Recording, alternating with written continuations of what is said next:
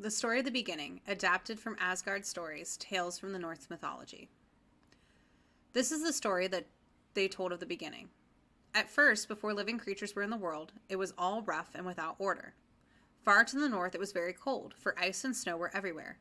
Toward the south there was fire, and from the meeting of the fire and the cold of a thick vapor was formed, from which sprang a huge giant. On looking about for some food, he saw a cow, who was also searching for something to eat. The ice tasted of salt, and when the cow began to lick it, a head appeared. At last the whole figure of a god stood before her. From these two, the giant and the god, came the two great races of giants and gods, who were always enemies to each other. The giants were constantly trying to break into Asgard, the home of the gods in the sky. The gods, on the other hand, watched and planned to keep out the giants, and to drive them back to their own stronghold, Utgard. Our world, where men and women lived, was between Utgard and Asgard. It was called Midgard. Around this Midgard world, under the ocean, was coiled a monstrous serpent. It grew so long that his tail grew down his throat. He was called Midgard Serpent. A wonderful tree named Yggdrasil connected all the world. This great ash tree had its roots in Utgard. The tops of its branches reached up so high as to overshadow Asgard. Its three main roots were watered by three fountains. The gods and goddesses all together were called Aesir. The chief and father of all of them was Odin. His lofty throne rose high in the midst of Asgard, the sacred city which the gods had built for their beautiful home. From Asgard, arching over and down to the lower world, was a rainbow bridge, called Bifrost, the Trembling Bridge.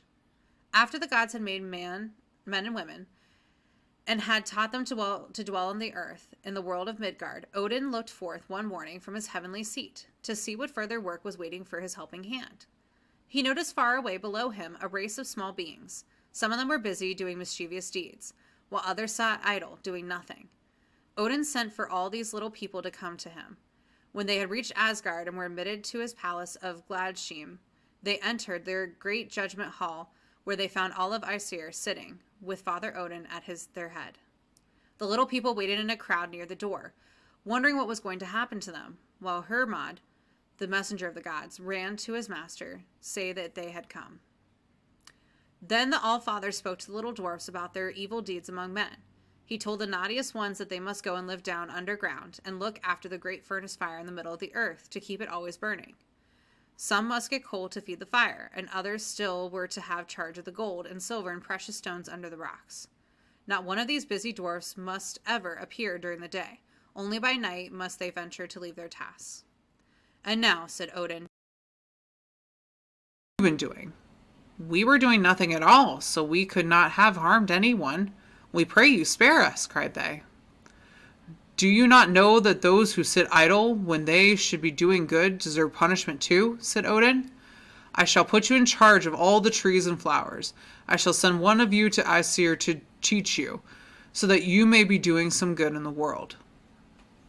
Then the little elves went to work among the flowers, and Frey, the bright god of summer and sunshine, was a kind master to them. He taught them how to open the folded buds in the sunshine, to fill the honey cups and lead the bees along the flower passages to find their food, to hatch the birds' eggs, and to teach the little ones their songs, and then each night to fetch the water for dewdrops, to be hung on every leaf and blade of grass.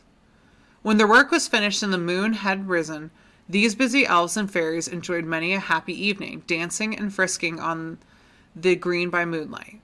And so our world of Midgard was filled with busy work and play.